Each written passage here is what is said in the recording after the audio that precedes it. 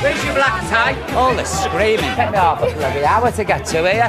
When I hear the name Paul O'Grady, I instantly just think of fun. Who's just had a fail? That's 50 quid. Everything he does is a joy. Just makes you smile. National institution.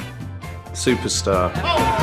Witty, waspish, warm and wry, Paul O'Grady's acerbic wit and no-nonsense take on life have made him one of this country's most popular television and radio personalities. No, I'm bleeding delighted. Look to my language, I'm absolutely delighted. But it was as someone else entirely that Paul first found fame. I always say he's the human embodiment of the Blackpool Illuminations. And he created an extraordinarily funny character. She just makes great jokes, Lily. I have this, though, you know, kids screaming at the door every morning. Screaming. I get up in the end and let them out, you know what I mean? The world was ready for Lily Savage at that time. G'day, yes. Come on, ladies. I don't think there's many people that are as charismatic as Paul and Lily. And when you see Lily or see Paul, it's the real thing. That's him. That's what he's like. Oh, Vanderlon lost brother, look. He's been probably one of the most adaptable, famous faces on our screens. People must go, not him again. From queen of the drag scene to award-winning master of daytime chat, through best-selling author and saviour of unwanted animals, whatever he's taken on, he's made his own. Lily Savage would have eaten puppies. Paul just wants to cuddle them. Sweetheart. He's just a lovely, lovely, funny guy.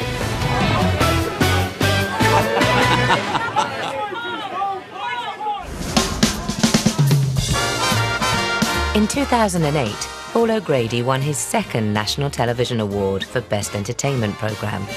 If you win it, you win it. If you don't, you don't. It's not the end of the world, is it? You know what I mean? But it's always nice to win. Actually, I'm lying. I'll sit and sulk. 11 years earlier, he'd got the same gong for his first major outing as Lily Savage, making him the only ever presenter to have won one of TV's top honours as two different people. I won't stand a chance, you know, but I'm here to wind ITV up, and that's it. A remarkable achievement for the boy from Birkenhead, whose ambition was to be a clippy on the buses. His references to his childhood, growing up in Liverpool, they're real, and he often goes back to them for comedy, but also for sort of strength. I think he draws on that. He draws on his past and his upbringing. Paul O'Grady's story started in St Catherine's Hospital, Tranmere, in 1955. Well, where Paul came from in Birkenhead was a very rough area and a very working-class area. A lot of outside lavvies. Everybody knows everybody. Everyone knows everyone's business. He was born in Birkenhead to a big, colourful Irish Liverpudlian family, youngest of three, by quite a gap, and surrounded by lots of female relatives, kind of aunties and all his mum's friends. Even an informal family snap reveals the happy smile of a boy content within the bosom of his close-knit Liverpool family. You think about the history of Liverpool and the docks and so on, you know, the women of Liverpool and Merseysider, from Birkenhead as well, from where Paul comes from, they had to be tough, they had to be matriarchs, they had to look after that family. You know, the husbands were out working, maybe on the docks or whatever. So the mother was a real matriarch and in charge and running the show. These women will be a huge influence on Paul, as he readily acknowledged in an amusingly honest interview years later. So you had tough women, you know, you had my Auntie Chrissy, my Auntie Annie, my mum, who was a bit of a maniac, depending on whether the moon was full or not. Yeah. So, no, really. So it's sort of rubbed off on me. You know, he's the classic kind of Liverpool Catholic upbringing. He was an altar boy. Was a very bright kid at school, but kind of went off the rails, didn't pass his 11 plus as it was expected, went to a secondary modern and kind of fell into a series of low-level clerking type jobs. But whilst the jobs may have been dull, Paul's social life was anything but. When I was a teenager, if it wasn't nailed down, I'd have it. Again, making for unashamedly candid chat show gold in later life. I'd open my eyes in the morning, first thing I think about was sex. Didn't matter, It was male, female, lying in a doorway, covered in an echo, not bothered, you know what I mean? But this hedonistic lifestyle was about to be cut short by tragedy. He had quite an extraordinary year when he was 17. His mother had a heart attack and got taken to hospital, was very seriously ill. And on the way to hospital, and in the hospital, in fact, I think, his dad then had a heart attack and died, very tragically.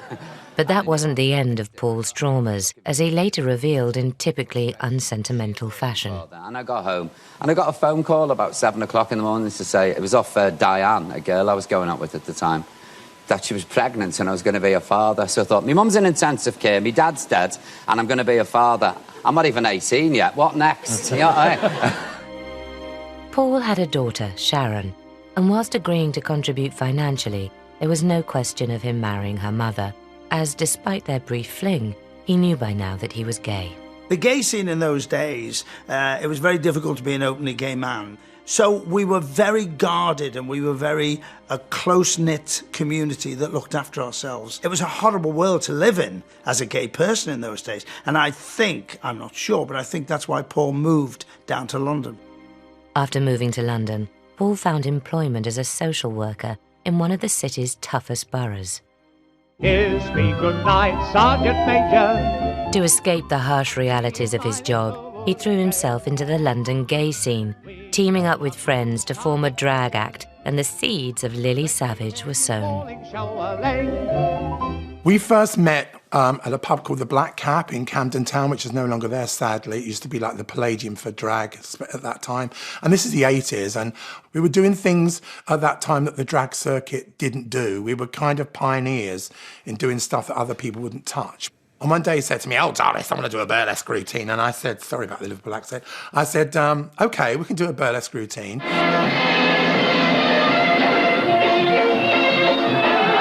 I think when you do drag, especially when there's three of us, we had such individual personalities that we had to make sure that the personalities shone through the choreography. Savage loves her bumps and grinds and her tassels, and I really believe in my heart of hearts that that's where Lily was born, in that routine.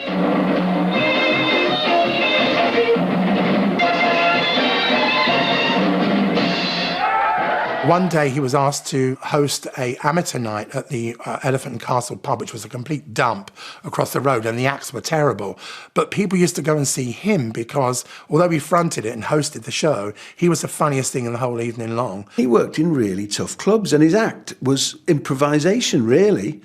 You know, he didn't have a set routine that he'd sit and write, but he was best on the hoof, and that's what his genius is, I still think. I was standing there at the bar having this drink, and I said, I'm sure I know him. I'm sure that's Paul from Liverpool. And of course, you could tell straight away by the voice that it was. But I remember thinking at the time that his act, even then, and that's right at the beginning, so I'm going back many, many years, I thought he was so self-assured and so confident. I thought, this is a great act. Blow your nose when you got your lipstick on. Even the misty picture and poor sound quality of this early footage can't mask the fledgling star's fearless stage presence. Have you had a nice night anyway? Yeah? You're all pissed. But let me tell you, I think you'd have more luck getting a council flat than getting saved here, my God. And the way he handled the audience as well, you know, anybody who was heckling or shouting out or whatever, he had the comeback and the put down straight away. Paul himself is a toughie. He's a very good boxer, Paul O'Grady was. I don't know what it'd be like now. But he loved boxing. I think he still does. And, you know, there's nothing soft or weak about him. You didn't mess with him. I think if he was in the mood with you, he was kind of quite scary. You're known for having rather a, you know, a bite in your repartee. You are, but it's quite good because that's what the punters adore. This character just kind of grew from nowhere and then just took over the world. It was almost, I could almost like compare it to the plant from Little Shop of Horrors that started off as this little thing and grew and just kind of took over. Put it on the stage and put it in like Lily Savage's. Yeah. And, you know, you can try and maybe get something out of it. Yeah. It's human life, isn't it? It's what happens. It is. Drugs, dole, unemployment. While his evenings were spent honing his act in the seedy glamour of the Royal Vauxhall Tavern, Paul's day job as a social worker saw him helping some of London's most deprived families. But even here, Lily was never far from his thoughts. Well, all those people he dealt with in the social, all those people that lived around him, they were Lily. He very much, you know, worked with real people, helping people, people's situations, and so he could really connect with that.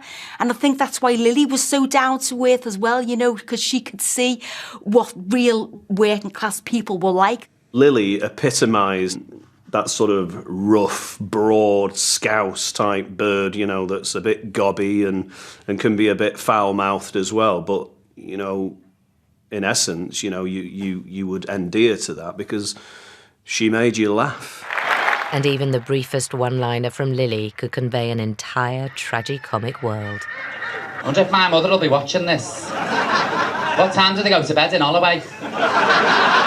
She spoke a truth that summed up her whole nature. A woman struggling, a woman determined to be the equal of any man, if not superior. A woman with a terrible past and a frightening present, really, and probably no future.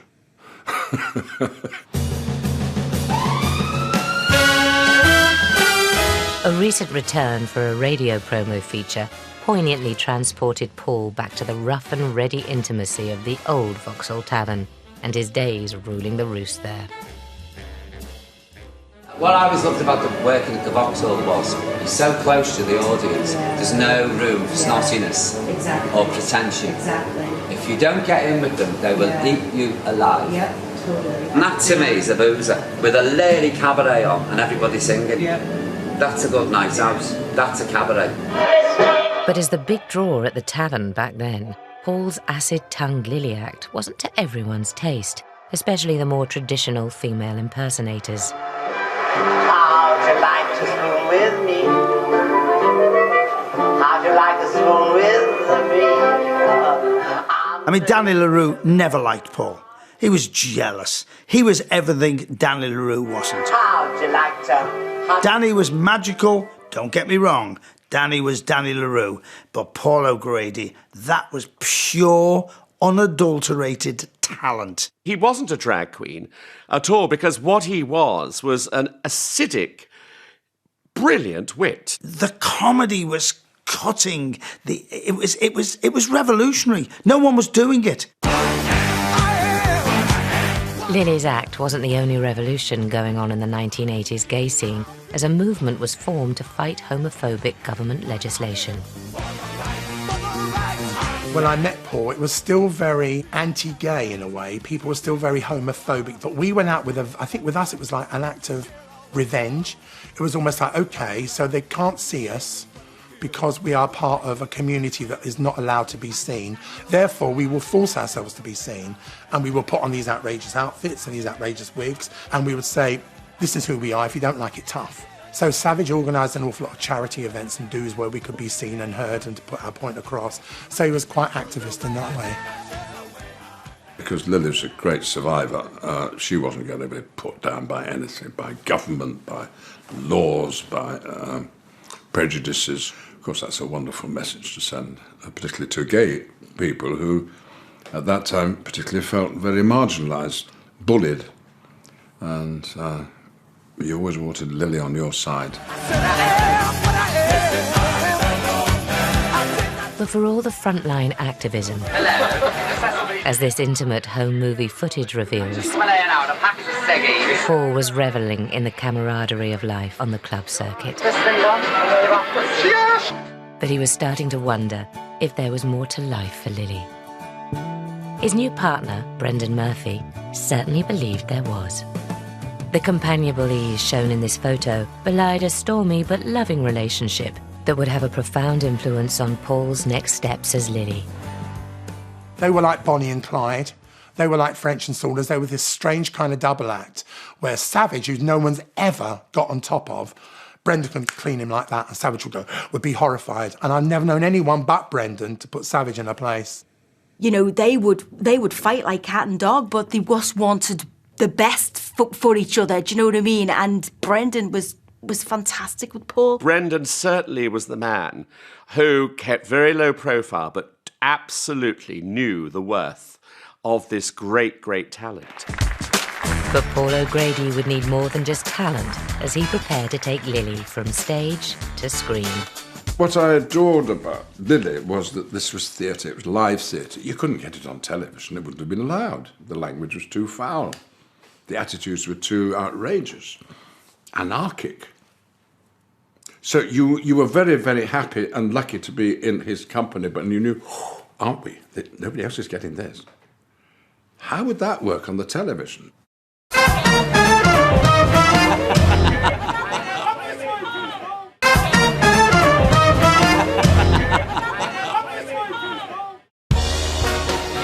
As Lily's success quickly grew, touring the pubs and clubs of the UK was now taking up all of Paul O'Grady's spare time, and he faced a stark choice between social work and showbiz. But could he really give up his job stability for a foul-mouthed alter ego in a bad wig?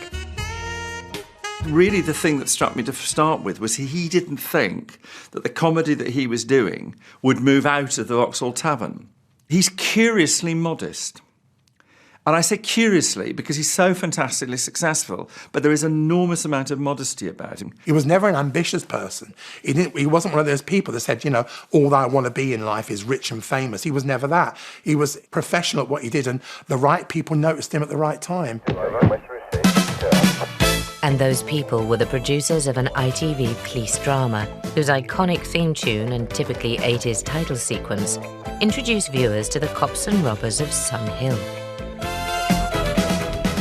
His role in the bill it's very funny to look back at now. He plays a police informant called Roxanne. He's got this kind of red curly wig on that looks very scouse and a little bit Scylla. Roxanne. Playing a sort of tart with a heart role. Hello. Mr. Roach, where do you get those ties? Get. Oh, thanks a lot. A girl's got to live, you know. Or did you have something informal in mind? Just a little chat, Roxanne. Usual terms of trust? You never trust a policeman, remember? Yeah, but you're special. Who ends up being the confidant of Ted Roach, the kind of drunk Irish detective, and it's quite a sweet little relationship, the sort of thing you sometimes see in movies now. He was very self-assured and very confident, because the great thing about him is he's also a very, very fine actor, and that comes over in what he does. It was a promising breakthrough for the 33-year-old Paul, but when reflecting on the role for a TV special on Sun Hill alumni, he was, as always, witheringly self-deprecating. They had a lot of trust in me, and I was really grateful for that. Because I remember one of the episodes was quite a hefty one. I had a lot of dialogue to learn. I haven't seen them since. They're probably bloody shocking. But at the time, I thought, you know, I was a new Garbo. That was marvellous. He got a part on the bill, and I went, oh, that was good. He went.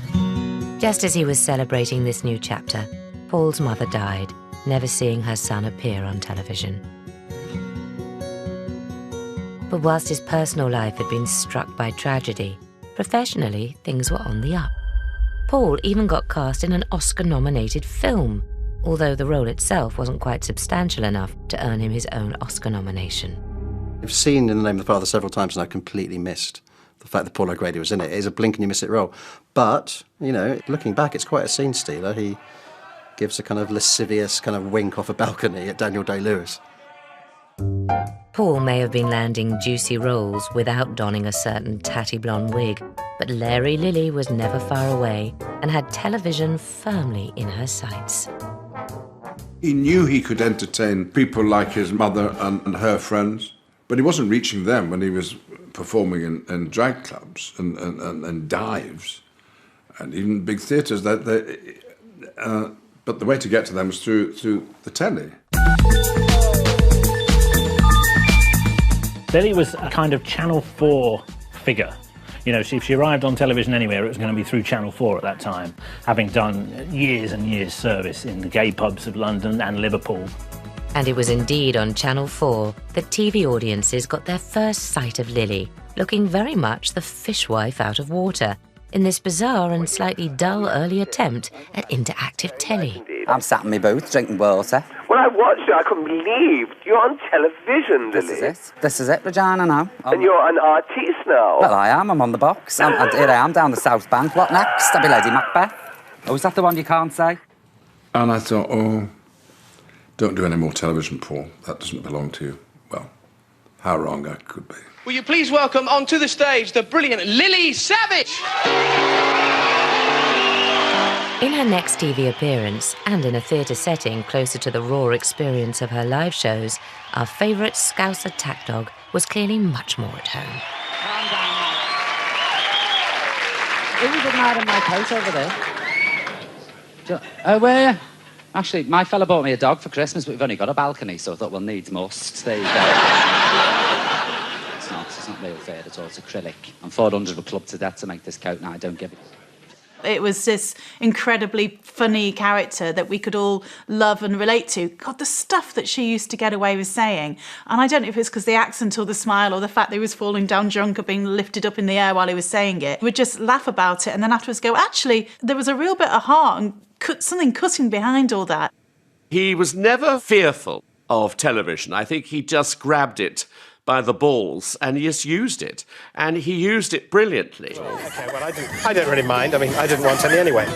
As well as thrilling late-night audiences, Lily brought a knowing mayhem and anarchy to the usually safe and sober environment of daytime television. Look for a label you know, a good Rioja or a Navarra or a Pene Bodega. Oh, Chichonia. I like to think, the nice thing about it is, oh, but I think there may be some of you out there who may be listening to what I'm saying. Nobody here is. Of course, they just corpsed. I mean, and Judy crying with laughter because you were just under Lily's control, really, because she set the tone and the pace, and you just had to go along with it. And God, it was funny. God, it was funny. I've lost more mascara over Lily than anybody. In 1995, Lily finally landed her own show. The garishly tacky titles introduced a clever blend of stand-up and behind-the-scenes set pieces, where in a dingy dressing room, Paul proved his acting chops alongside one of his biggest fans. Just look at you, you silly Lily, you blind drunk woman. Oh. You are a disgrace to the Union of Catholic Mothers. No more coach parties? No. No more kissing the bishop's ring? You whore of Babylon! Well, I was so thrilled to be allowed to join in. And he'd written me some funny lines, I think. And so what do I remember about it? Well, I remember laughing and being scared out of my wits because I was working with one of the masters. I did just once blissfully sit quietly in the corner while he painted Lily on his face. Just talking his Paul, and put the big on. And he was still talking his Paul, but Sunday night it was Lily. Trying to work out what had happened there was impossible, but something magical. You never saw Lily Savage on television thinking, well, a bit of work maybe needed there, and that really could, you could really get something out of that. It was already there. It was like, Lily's already here, we're just noticing. And Lily was about to be exposed to her biggest audience yet when a vacancy came up on Channel 4's early morning TV proving ground. Whoever was in charge of the Big Breakfast was very brave or very stupid because Paul's act was considered quite near the knuckle. You know, he was dirty. Well, we all, I suppose. Suddenly, he's playing on breakfast television and having a ball with it.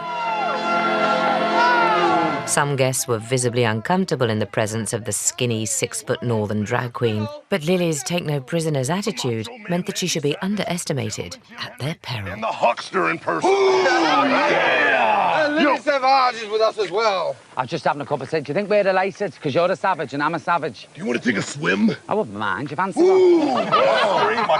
Hold me, mug. You know I'm a black belt, not a garmy. I tell you, don't mess around with me. No messing this morning, I'm telling you now.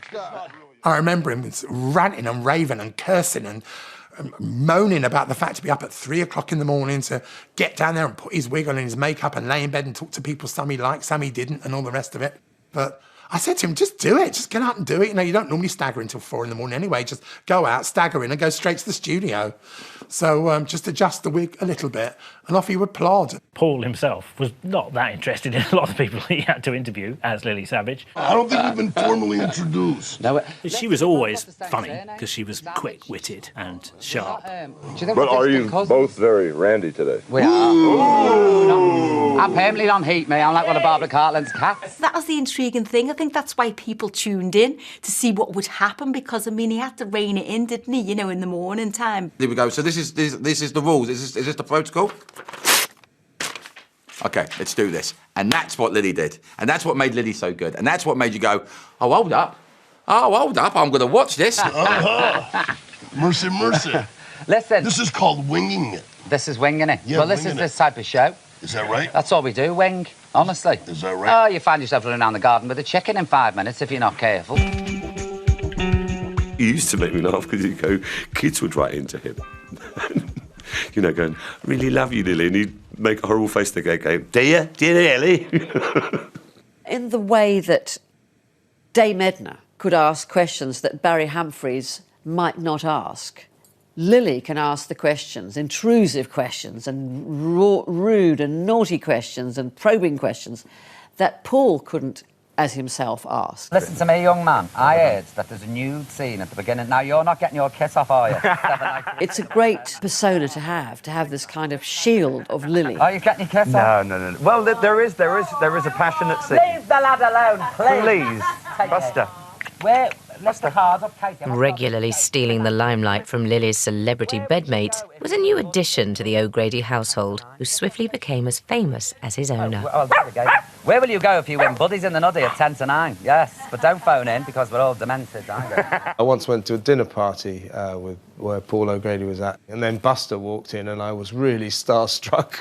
I said, is that Buster? He said, oh, that happens all the time. He said, nobody cares about me. As soon as the dog comes in, I said, I'm overshadowed. He used to give me roses. And Buster was to become a regular presence backstage when Paul bravely swapped bed and breakfast for life behind bars in Australia's most notorious TV prison.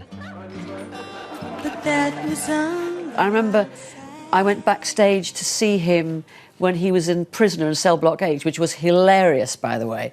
I went backstage to his dressing room, and he'd literally got Buster, I think, 2 weeks before, and Buster was there in the dressing room in a little, you know, dog basket. And so he's always adored dogs. The first time that I actually worked with him for any length of time was when I did Prisoner Cell Block H, the musical. And once met, never forgotten. I've won a holiday with my sister Vera, and she's had a bit of an accident. It's not fair because I've been framed for it and, of course, got sentenced to life in Wentworth Jail for first-degree murder. It's a hoose. It's a real hoose. Just reading the script, you know, like sort of tittering. You know, you see words like, can I go to the Danny, Miss Ferguson? You know, and it makes me laugh. What you see with Paul is what you get. He has that dry sense of humour that Lily had. You know, he can cut you to the quick in a heartbeat. So for me, the only difference is that one had very blonde, long hair with roots, and the other one had very short hair. It's so comfortable, this bed. It was great. I mean, I did need therapy at the end of the tour, but apart from that, it was fabulous. But soon, Paul would be busier than ever, as the blonde bombshell from the back street of Birkenhead was about to take primetime TV by storm.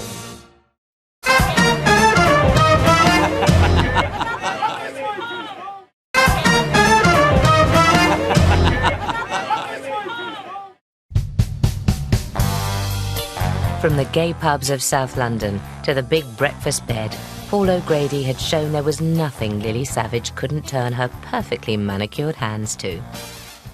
It never struck me whether Lily was right for television when I used to stay with the Vauxhall Tavern, because it was as rough as old what's-its. But how right he is. I was first of all delighted, but I wasn't surprised that he was kind of welcomed with open arms into the mainstream, because he just is so entertaining. And you don't get more mainstream than your own Audience With ITV special. Our Lil had really hit the big time. The world was ready for Lily Savage at that time. Ladies and gentlemen, please welcome Birkenhead's most celebrated daughter, the blonde bobside herself, Miss Lily Savage. Opening with all the glossy razzmatazz of a Hollywood musical, an evening with Lily Savage proved just how far she'd come from that tiny stage in the Vauxhall Tavern. The material, however, remained as earthy and in your face as ever. Thank you. Hey, pack it up. Thank you. Pack it up, I said. You're not jamming it, Ronnie Scott's now. Hit him, Lottie, will you? Sorry about that, ladies and gentlemen. To have the ability to do that and go out there with that confidence, or to give the appearance of having that confidence, which again, as you know, that's another thing, is a great skill to have. Well, there is something about drag that gives you permission. It's like ventriloquism. If you watch a ventriloquist that's got a particularly rude puppet, the ruder the puppet gets, the more the audience enjoys it. It's the same with Lily. There's a wonderful bit in The Audience With when Lily starts talking to Gabby Roslin and absolutely roasts her. Me and Gabby Roslin used to be circuit strippers together. Gabby Roslin can spin a tassel at 90 mile an hour. Gabby's just roaring laughter, and she gets more and more red-faced as Lily just gets naughtier and ruder about it. Are you enjoying life since you left the big breakfast? It's great. You don't have to be up at 4:30 any morning. God, you're looking rough, considering. But you know they're friends, but it's the permission to do that drag gives you that I think is just wonderful about Lily. Well, the brilliant thing about Paul is that when he started with Lily, Lily was really very vulgar and very, very close to the knuckle. That would have been the audience. But then to be able to sort of tailor that to a mainstream viewing is an absolute skill without losing anything of the essence of Lily. He is so smart and he's honed his act Edible. so cleverly. Have you ever considered an older woman, have you? I think there's a kind of waterfall of images and there's endless pictures. That's the thing. Lily talks in pictures, as do, by the way, those kind of women. Oh, Yuri, how are you? Anyone got a coil?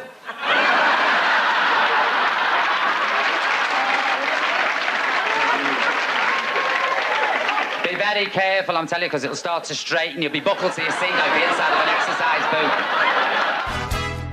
With an audience of over 13 million and Best Entertainment gongs at both the National Television and British Comedy Awards, the show signalled Lily's mainstream acceptance as a bona fide star. Just, the love for him as a person, as Lily, as Paul, is phenomenal, really. The thing about Lily is that she's very charming, and Paul O'Grady knew how to use that. If you watch Lily talking to Michael Parkinson, it's quite funny because there's almost a kind of sexual chemistry between Lily and Parkinson, which is quite curious when you think of Parky as this actually rather straight Yorkshire bloke. Yeah, I mean, it's an indelicate question, really, but I mean, have you had lots of experience? Well... with men. I think that's where Paul O'Grady as an artist is very clever, because he really understands how to play the hand that he's picked for himself. And I just wondered... I mean, if you fancy a bit, we just, we go to the pictures, we go to a harvester, and that's it. You don't have to go declaring it on here. If I cut the dinner, we just get down to it. It wasn't just Parky that Lily charmed that day. An enduring and unlikely friendship was also forged, as Lily and fellow guest Cilla Black gossip like two scouse-wives. Isn't that the truth about northern people? Yeah. The first thing you notice is the nets on the windows. And the windows, I'll say, state of air windows, they're rotten. Do you do that? Excuse me, can I have my guest back? Sorry. We're discussing window cleaning here, we're getting into it. They were such a couple, they used to go on holiday together all the time. But Cilla was quite wild, she liked partying, and she'd be out there and, Paul, God, I can't keep up with her. Do you know how much she drinks? I go, you're talking to me? How much she drinks? What are you talking about? They had this great relationship together, Cilla and Paul. It was a perfect pairing, the two of them. His TV career was burgeoning, but Paul hadn't forgotten his edgier live roots, and in the mid-90s took a brassy, amped-up stage show out on the road to Blackpool and beyond. Well, the audiences were just, completely in shock, because Lily could literally get away with anything. And of course, it was for, no little kids would come. So you can imagine the language that came out of his mouth. And just unique and hysterical at the same time. Girls, are you having problems with your sex life? Yeah! Aren't we bloody all? Also on the bill for some dates was an unknown tenor called Russ Watson. One of the things that I always remember about Paul was his ability for spontaneity. So his show was never the same twice. So he'd be on a stage and you'd be expecting, you know, a certain line to come out. He'd see something in the audience and he would immediately, you'd see his brain ticking and he'd switch immediately to that particular moment. Really, Niall? No, seriously. Oh, lace. 8 o'clock it says on the ticket. Strolling in here. I don't care where you're from. Park your arse and shut it. Sit down. I'm not my Valium, I'm tense. With regards to his show and with regards to his act and his performances and the way he presents himself, it's on his terms. I remember there was one day where we hadn't got a particularly good review in one of the local newspapers and he hit the roof. It was brilliant, but that's because he was so passionate about what he did and he wanted people to like it and he wanted people to get it. We were chitter-chattering in the dressing room, as usual, and he said, Sona, I think I'm going to be doing a new TV series on the telly all about my family. Bursting onto BBC One's Sunday night schedule, The Lily Savage Show was Paul's biggest series so far, and he wanted his friends along for the ride. Paul finally got his BBC show. He finally got his own show. And he said to me, I've got a little part for you in it. And I was just honoured. Please put your hands together for my floor manager. Come up here. And I went, I can't act, Paul. He went, you're going to play the floor manager. He said, you won't have to act very much. You're bossy. You just tell people what to do. And I went, fine. Why didn't I get an introduction by name? That was fine. And he said, what I've decided is we're going to show what you were like as a teenager. We just had a ball, we really did. We did some filming in Cliff Richard's old house as well. I think your mum's waking up. Really posh it was, but it was hysterical because we all the family wrecked to that, can you imagine, can't you? You know, hanging the washing out on the line and all that. Savages really did not fit in that posh street. But, you know, we had... But it was really funny, really funny. That's disgusting, that. What is? Smoking in bed? I always smoke in bed, you know I do. I smoke when I'm on the job. Oh. This is the boredom. Sometimes the ashtray falls off the back like that. There was just tears all the time, just laughing our heads off, you know. The Offbeat series was more a cult hit than a ratings smash, and yet it soon paved the way for a bigger, far more mainstream offer from the Beeb. You saw a very trad show being taken over by a madwoman. With celebrities to snipe at and plenty of opportunities to ad-lib, Paul was in his element. Blankety Blank was a solid BBC One show. I mean, you know, Wogan held sway with it for years and years and years. For Lily to host it was quite an adventurous step for the BBC. It was a rough, scouse woman who'd been on the game and now she's hosting Blankety Blank. It's bizarre beyond words, but people loved it. He's a man of muscle, sinew and sweat, and my dressing room number's 189. Would you please put your hands together for Rhino from Gladiator? And really, there'd never been anything like it. I mean, the waspishness, the naughtiness, risque, you know, very, probably as close to the wind as you could get, pre-Watershed, you know, in a family show on a Saturday evening. In Blankety Blank, he found his niche there, that he was allowed to be acerbic and allowed to be outrageous without any compromise at all. And I think because he's got such a charm about him and such a charm comes through Lily, that he gets away with murder. I put G-string. Yeah. Why is it called the G-string then? Because it covers your G-spot. Oh, right. Okay, I'm not quite sure. But don't write in because we're not interested. To have that ability, to have that quick wit, to be able to come back with, you know, the repartee and to have an answer for everything and to get a laugh with it, it's a skill. He was full of contempt for the whole thing, full of contempt for the contestants and their answers. And therein lies great comedy. It was very, very funny. Sweaters? Yeah. Sweet, sweat. Okay. A sweatshop. Confusing, this is. No, you'll be all right. It's only the first one. Yes, it is. I'll be all right in a minute. Deep breathe. That's it now. I never understood the game. And he just looked at me and go, I can't believe you. You are so stupid. And he used to insult me all the time. And suddenly my stool gave way and underneath me and I went. And he went, oh, no, now we can see everything you've had for breakfast. Now, and he just went, oh, and he wouldn't let it die. And it must have gone on for half an hour. You've got the wobbly chair, not you. Sorry, I should have warned you. One of the chairs has only got one leg. He really enjoys the idea of entertaining people on television, even though, of course, off camera and sometimes on, he moans and complains and says, this is too hard work and I want to kick these shoes off and I've been here since 6 o'clock this morning and when you won't all go home. Bringing in over 9 million viewers, the new Lily-fronted Blankety Blank was a genuine hit. But that didn't stop Paul from disparaging the show in typically acerbic and comically brutal fashion. Because I'm running around like a whippet, back and forth, with these stupid questions. Here's blank, here's blank, you know what I mean? It's like, you start to twitch, and then they go, blankety blank, blankety blank, blankety blank, blankety blank. Do you know, I woke up the other morning, honestly, the clock went off, and I woke up and they went, blankety blank, blankety blank, take a match game, take a match game, and I had to smash my head on the bathroom sink to Lily.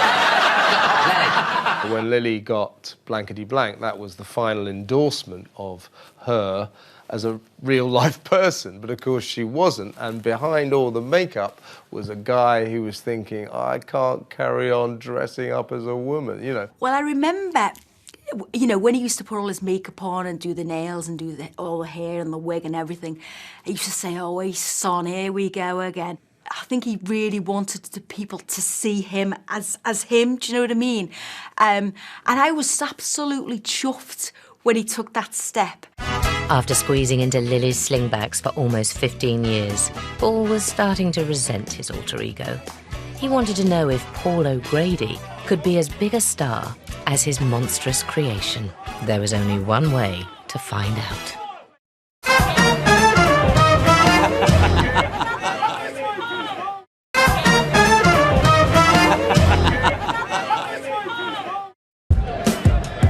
As the new millennium dawned, Lily Savage, the scathing peroxide scouser, had become one of the most recognisable faces on British TV. But at 45, Paul O'Grady wanted more, and it didn't involve his corseted alter ego.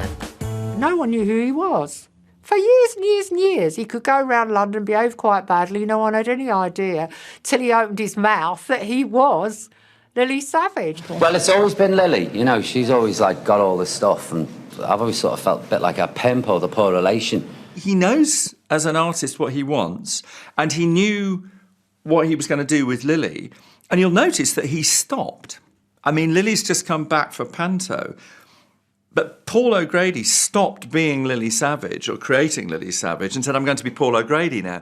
The decision to shun the savage shackles could have been career suicide for Paul, not that you'd know from the casual way he jokes about it in this insightful recent interview. Why not? But I just got bored with it, really. Yeah. I thought, I've done this for too long now. I don't end up 70-year-old baby Lily Savage. No. You know, in a miniskirt with rickets and varicose veins. Standing there with a tenor lady on. No, no time of absence. No. And I just thought, no, I'll get out now. I spoke to him just after he decided to drop Lily out of his... And I said, why? It's so brilliant. He said, I came home one day, he said, and there was leopard skin on the floor, leopard skin boots, bras, falsies. He said, I just kicked the lot around the room and thought, that's it. One exquisite anecdote Paul later shared perfectly illustrates the growing, sometimes surreal tension created by his unique double life. I took the dog out once, Buster. I was down by Tower Bridge, and here he is, my old bus. And two women come up to me and they said, there's Lily Savage's dog. And I just nodded. No, because if I kept my gob shut, you see, nobody knew who I was, so I just went, and they said, oh, isn't he lovely? They said, do you walk him then for her? And I went, And they said, what's she like? I said, a right cow. And they said, they were up in arms. They said, we're going to write to her and tell her what you've said about her. She gives you the job walking her dog, and this is and I stood there, and I remember going back to Murphy and saying, Murphy, I'm losing the plot. I'm going schizophrenic. When he said he didn't want to be Lily anymore, everybody went, well, who's going to watch you? But I think if you're intelligent and you know how to appeal directly to the audience, they'll go with you. To begin with, he needed to be in disguise. And now he doesn't. And the freedom he's got now is that he can be more than just that harridan, more than just a person who's cynical about everything. Stepping out of Lily's considerable shadow, the unknown Paul signed up for a series of TV travel shows. Despite their lukewarm reception, he was finally making a name for himself. I think the really clever thing that Paul O'Grady did when he'd got rid of Lily Savage was that the stuff that he did after that was quite distinct from the stuff that Lily was doing, like the travelogues, which everyone's doing now. Celebrities go on travelogues all the time, but he was doing them 15 years ago. Paul realised he had to change, so he did those travelogues, got a great hype by everybody, but they were pretty entertaining. 3 sheets to the wind, this was Paul, warts and all. Revelling in his newfound freedom and careless of his image, it was also our first glimpse of his long-suffering partner, Brendan. It's not a crime, is it, to have a beverage, mate? Take that. I'm in New Orleans. What do you expect me to do? Play? You're sacked. You are sacked. Going home and that's it. But what you've got going on there is Paul O'Grady establishing himself as a living, breathing bloke. Almost had a stroke, Lily Savage was forgotten. Paul's star was rising and a career under his own steam looked set to blossom when events took another dramatic turn. Paul O'Grady, better known as Lily Savage, is recovering after suffering a heart attack. The heart attack was a bolt from the blue, a fact Paul would later reveal in the candid and confessional environment of Desert Island Discs. How did it happen? How did I'd been out to a charity dinner, came home, said if I don't feel too well, and instantly bang on the floor. It just happens like that. I didn't get any pains in the arms or any warnings like that. It just But apparently happened. you sent for your manager. I did. And you did your deathbed speech. I did. Full Lana Turner deathbed speech. Play the meditation, Thais. I ain't popping my clogs until the meditation's played. Regrettably for Paul, this wasn't to be his last heart attack. But despite the health scares, outwardly he appeared unchanged. I have had my own health scares, many people do in life, and it is life-changing, it affects you. All I know about Paul is he's a very brave and courageous man, and he doesn't inflict his worries onto other people. Paul's had numerous health scares, obviously heart attacks. I don't know how many he's had now. 12. He's had those heart issues, and you keep saying, slow down, slow down, take it easy, Paul. You don't, but he can't. After the heart attack, one thing Paul did learn, that he will take life by the short and curlies and enjoy every single second. A move to the countryside followed for Paul, and a new focus as he embarked upon a leading role in a new sitcom. Eyes Down was a comedy series written by Angela Clark. It was set in a bingo hall. Paul O'Grady played the part of Ray, who is a bingo caller. Rule 2 Code of Conduct. No fraternising with the paying public. So keep these to yourself. I'm only touching at handles. Yes, I'm well aware of what you're only touching, Mr. I can't keep me soldier in me barracks. So let me tell you, one step out of line and you'll be out on your backside. Comprende? There's very much a lot of what you perceive Paul's character to be in that character. Because that was that wonderful thing that Paul portrays as that, I don't care. He didn't like the punters, he couldn't be bothered, But behind it all, you could tell that there was a softer side to him, It was bad enough when my mother died. She passed away during the winter of discontent. She was laid out on a trestle table in the parlour for 9 days going off. Oh, it was terrible.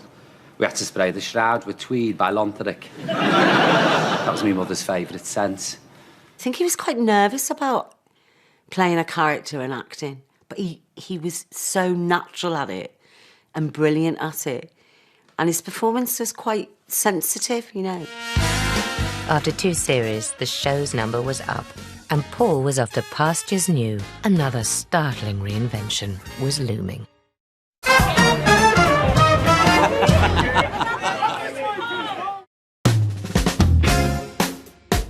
2 years shy of his 50th birthday, Paul O'Grady had thrown off his Lily Savage persona and stood on the threshold of huge success in his own right. His next move, a cosy daytime chat show, didn't seem like the most logical step. But when the Paul O'Grady Show proudly presented its smiling host front and centre, his affable charm shone through and proved an instant hit.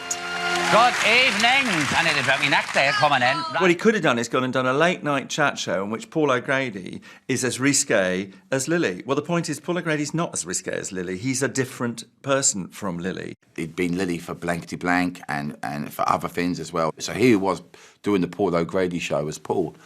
So I think there was a lot of nervousness on both sides, really, from him and from the audience to know what to expect. But within... not even 30 seconds, within 10 seconds of being on, that was gone. And Lily was there, and this was Paul. And it was amazing to watch. Do you want the footstool? Hey, I'll stay where you are. Okay. No problem, here, Clef. Yeah, because back. I was doing all like... Hey, okay, get your face on there. Oh, fantastic. Oh, perfect. Hey, look at this. Would you like a nice cup of tea or butty? Anything else? No, I'm fine. Paul always made everybody who came along feel that they were really important.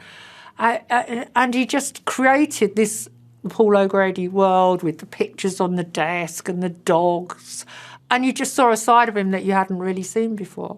He is probably the best in terms of the guest. He knows who you are. He's a genuine enthusiast. If he really likes you, he knows everything about you. And everybody that came on his chat show, he could tell them their whole history. Whilst you're on, you feel you're the centre of attention. Now, you don't always feel that when you're on other chat shows, particularly in the United States, where you feel you're just fodder for the host. I remember I'd walk on the show and I'd sit down and go, "Yeah, all right, how you doing, Russie? All right, mate?" And that'd be it, and then we'd be off chatting. Many, many years ago, we worked together on the North Pier in Blackpool. Do you remember what you used to call it? What? Miss and Hut on stilts in the middle of the Irish Sea. Well, it was! The North Pier was put up as a temporary building in the 30s or something. And here we are, 1980 or whatever, the 90s. Do you remember that train that we used to get down when it rained? We used to have, from one end of the pier to the other, we used to have to get this train, this little kind of, like, toy train. And if it was raining, we'd all sit inside this little train, travelling up to the theatre. It's nice to be able to go on those types of TV shows and just feel, you know, there's no pressure, you're just relaxed and you can chat like mates. And that's what I think, you know, the audiences do respond to that. With Paul, he asks you questions that you haven't maybe spoken about before, and or he'll say, as he always does, you know, you were the one that got me thrown out of that pub, you know, which he always says to me. I did need therapy after touring with you 3 times. Excuse me, who was it got us thrown out of a pub? It was you. I know it was 10 o'clock in the morning. This bar, they said, "It's karaoke, will you sing?" We both went, "Oh, God, no, no, no, no." And then after 3 glasses of wine, we're going, "It's me!" And I think that's why the people love him. There's no pretense. The Paul O'Grady Show attracted millions of viewers and numerous awards, due in no small part to Paul's genuine rapport with his guests. You see a lot of the chat show guests that are being brought in from overseas, you know, from the United States, the big movie stars and all the rest of it. And you can see that a lot of the chat show hosts don't have that same connection. You know, Paul was more for bringing in people that he liked, that he wanted on his show, that he had respect for. He preferred the Biggins of this world, the Corrie stars, the EastEnders stars, the stars that the shall we say, ordinary British celebrities that he knew his audience would relate to a lot more than some visiting Hollywood luminary. So that kind of dispute that he had going on with his producers became like very, very volcanic. Paul and Brendan had always talked about running the show through their own company for greater creative control. But when Brendan was shockingly diagnosed with a terminal brain tumour, Paul's world was turned upside down. Murph, he was a lovely man in the sense he was Paul's backbone. Oh, incredibly important Murph was. Sorry, he was an incredibly nice man, and yeah, it was horrible when he died. Absolutely horrible. He carried on, he you know, he got through it, and I think maybe going back to work, it just took his mind off it rather than staying at home crying all day. Do you know what I mean? You've got to be positive and look to the future. Paul threw himself back into public life. He was to be master of his own destiny, And the first step was to start making his own shows, even if that meant biting the hand that fed him. He got so fed up with being told what to do, he said, right, I want to be in charge, I want to do it through my own production company, because he wanted creative control, because he knew his audience, and he was the reason it was a success. And that ended in this rather bitter dispute between him and ITV, and he pissed off to Channel 4 to make his own show with great success.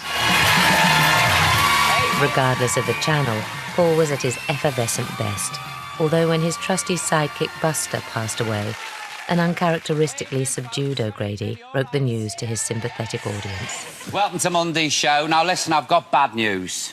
Now, some of you might have heard this or read it in the paper, but Thursday, Buster died on Thursday night. He was riddled with cancer. He had cancer in his neck, in his face, and a tumour in his leg, and the kindest thing for me to do was to let him go.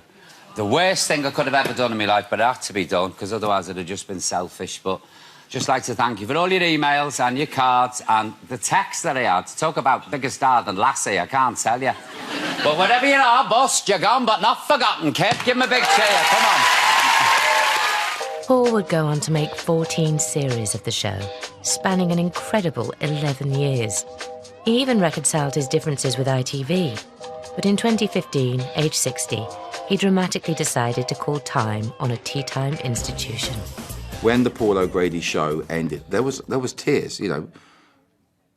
Big men with tattoos who've been in the business longer than I have were crying. I'm sorry, Bob. Thought I better mention your name there. The show was the bedrock of Paul's life. In this heartfelt and sincere moment, you can clearly see that the decision to give it up would not have been easy. Thank you all so much for watching, and thanks for all your support. I've been through heart attacks, my partner dying, my dog dying, writing the book, the lot. You've been so supportive. I can't thank you enough. And also, I'd like to thank all the team who make this show. Some of them have been brave enough even to show their faces. Look. We had a blooming good run. We had a great time, and I think Paul knew, you know what? I've got other things I want to do.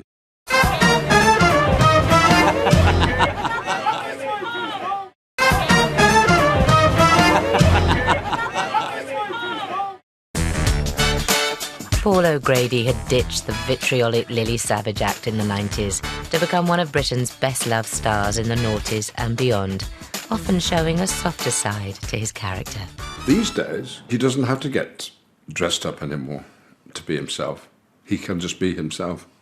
And what we're then treated to is a softness and a sentimentality and a love for puppies. Yeah, Lily Savage would have eaten puppies. Which is impacting. Another career dogleg saw O'Grady ditch the punters for pooches at Battersea Dogs Home. The whole series lit up by his genuine warmth and compassion. Let's see ya. Come here, little man. What's the matter? These are the ones that break me heart, because he's been with the same person for 12 years, and all of a sudden he ends up in Battersea and he thinks, where's my owner gone?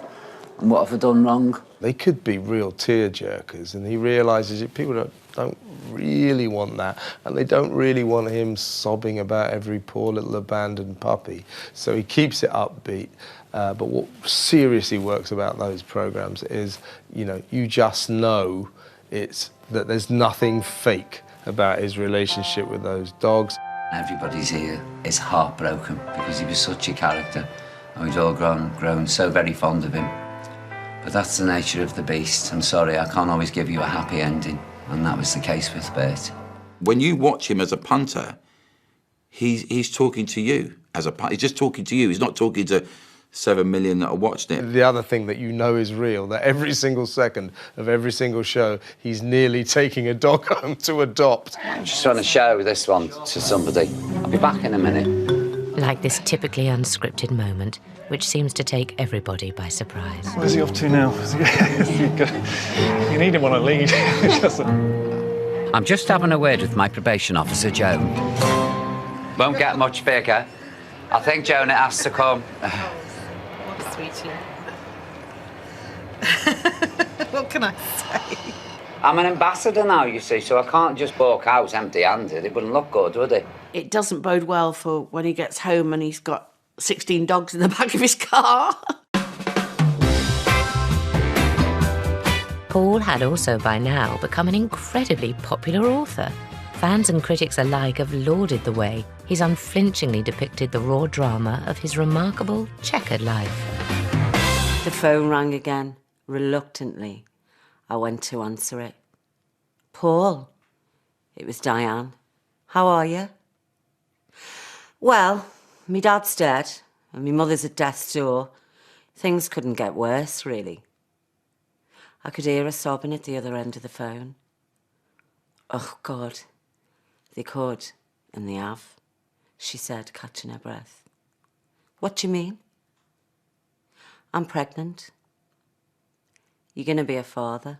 From the minute you started reading Paul's autobiographies, they are like talking to him. It's got his voice. So he's turned out to be a really good writer. Who are you all here to see today, Paul?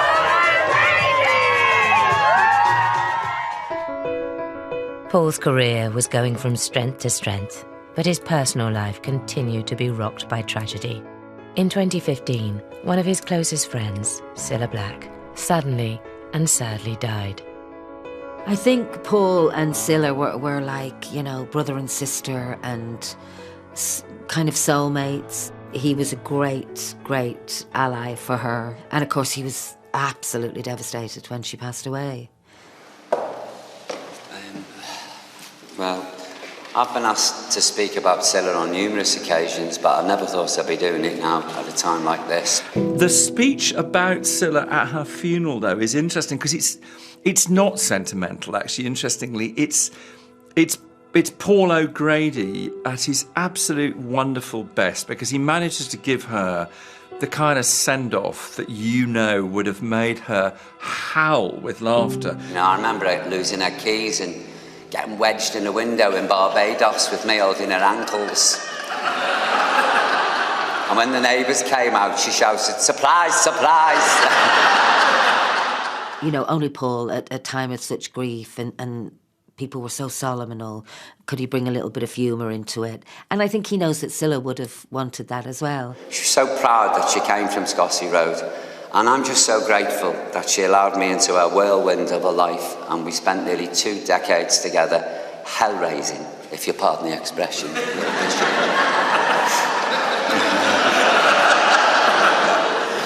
It's a beautiful speech, actually. There's a kind of authenticity about him that people trust. Paul gives that speech. There's no bragging about, oh, my friend Cilla. No, there's none of that. They were great friends. In recent times, Paul, now a grandfather, continues to concentrate on matters close to his heart. He's become an accomplished radio host, and he still makes shows with Battersea Dogs Home, as well as documentaries across a broad range of subjects, even the Salvation Army. I rang him up and I said, you know, Paul, I don't think I'm going to watch this one because I think you've really lost the plot going in the Salvation Army. I was the first one to apologise. Oh, my word, what a series. Because his humility, his warmth. Yeah, thank you very much. It's a Snickers there. No, get that down, yeah. Do you want a Mars bar? But here, I've got something for the dog. Come here. Look what I've got for you. I've got you the dog treat. Look at that. What are you having, Graham? Do you want a double decker? It seemed a natural thing, actually, Paul, in the Sally Army, beating the drum, you know. But he really engaged with the people and the great work that they do in communities. It's a bit like going back to his roots as a social worker, really. And he doesn't shy away from things. He was honest about his own feelings about faith and belief, and he doesn't judge other people. And he certainly didn't pull his punches when he tackled one of the show's more awkward issues. It's always bothered me that they don't accept people in same-sex relationships as soldiers. So I took that objection to the top. Say you were a same-sex couple.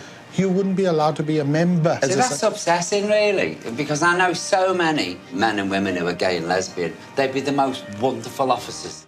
You know what? He's a very good documentary maker because he's very real. There's nothing false about him, nothing contrived. What you see is what you get.